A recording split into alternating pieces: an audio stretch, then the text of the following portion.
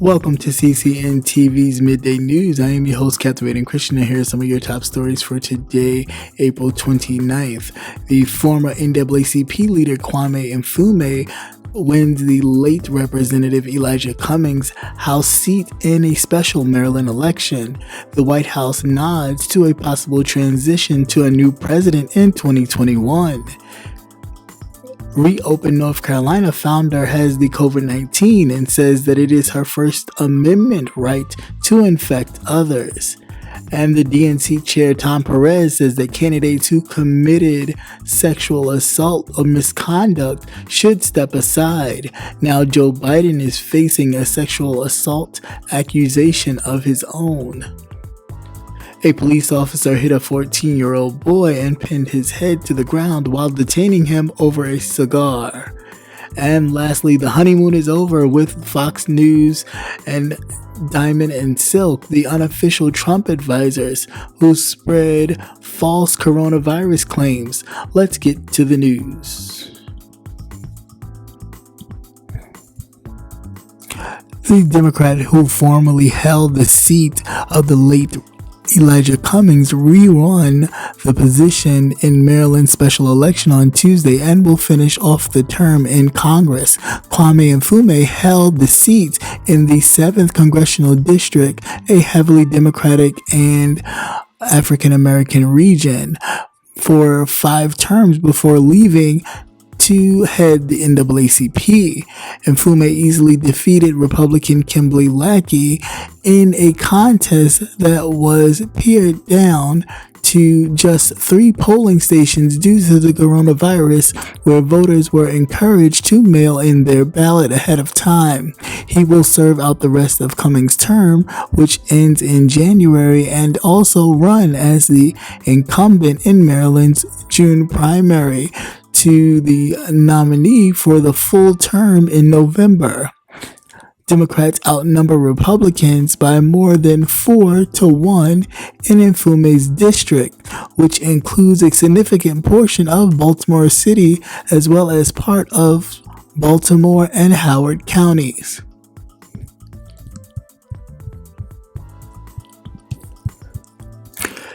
The White House instructed federal agencies on Monday to begin preparation in case Donald Trump is defeated in November and a new president takes office in January, a routine contingency ahead of the oncoming election. The acting director of the White House's Office of Management and Budget issued a memorandum ordering dozens of agencies to appoint a transition director by Friday to keep with the Presidential Transition Act. The law helps prepare for the potential inauguration of a new president, but it also helps to prepare for leadership transition that occurs between the first and second terms of administrations. Each agency director will make up the agency's Transition Directors Council, which will meet on May the 27th. Its responsibilities include creating a strategy for addressing interagency challenges and responsibilities during a transition and coordinating with any transition activities and prepared career staff for backfilling certain roles during a transition. The presumptive Democratic nominee Joe Biden has said to believe that Trump will seek to use the coronavirus pandemic to delay the election. Audrey Whitlock, one of the founders for the Reopen NC and an administrator for the Reopen NC Facebook page, recently revealed that she tested positive for the COVID-19 and was an asymptomatic carrier for who knows how long.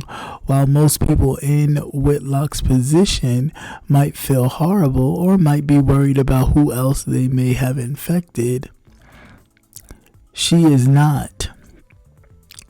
She, in fact, without a hint of regret, Whitlock took to Facebook to claim that requiring her and others with the COVID-19 to quarantine themselves is a violation of their First Amendment rights and the Americans with Disabilities Act.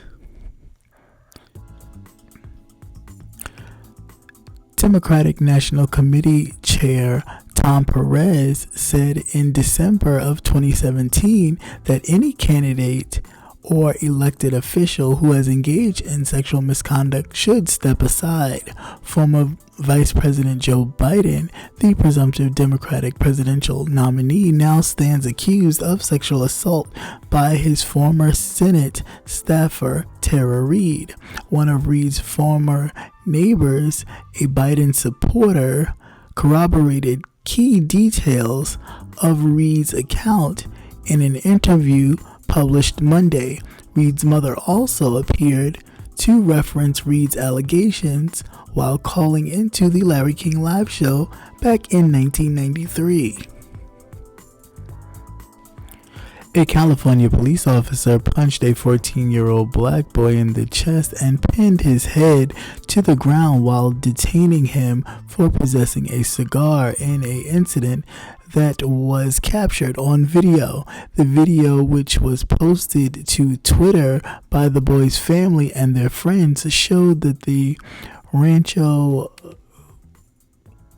Cordova police officer beating the teen as he struggled on the ground after it was shared with tens of thousands of times. Authorities say the incident was under review, but also that the boy resisted detention as the officer attempted to investigate the potential crime. Fox News has cut ties with the mega vlogging superstars Diamond and Silk, who have contributed original content to the network's streaming services of Fox Nation since shortly after its late launch back in 2018. The sudden split comes after the Trump-bolstering siblings have come under fire for promoting conspiracy theories and disinformation about the coronavirus. After what they've said and tweeted, you won't be seeing them on Fox Nation or Fox News anytime soon, a source with knowledge of the matter told the Daily Beast. After rising to prominence during the 2016 election, Lynette Diamond Hardaway and Rochelle Silk Richardson levied their newfound celebrity into regular spots appearing on Fox News, resulting in President Donald Trump's raving about their performances, featuring them at rallies and treating them like senior advisors. The social media personalities were eventually tapped to provide weekly videos for Fox Nation after it launched as a subscription-based online video network.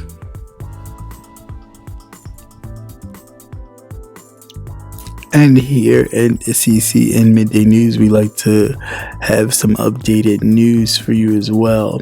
And Joe Biden wins Ohio's mail-in Democratic primary. The former Vice President Joe Biden has won Ohio's Democratic primary on Tuesday, but the state's mail-in system shows that voter turnout as dwindling, typically in the numbers. Why does this matter? Biden is the lone Democrat left running for president, but his former competitor, Senator Bernie Sanders, has encouraged his supporters to continue voting for him in presidential primaries to help gain leverage over the party's platform at the Democratic National Convention. Now, if we were to read in between the lines about all this, Ohio's election is the first real test for the full mail-in vote amidst the coronavirus pandemic.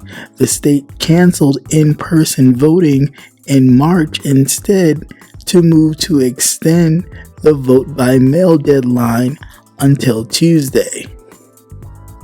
Governments are currently having to grapple with how to safely hold elections in November, with a likelihood that some social distancing restrictions will remain in place for months.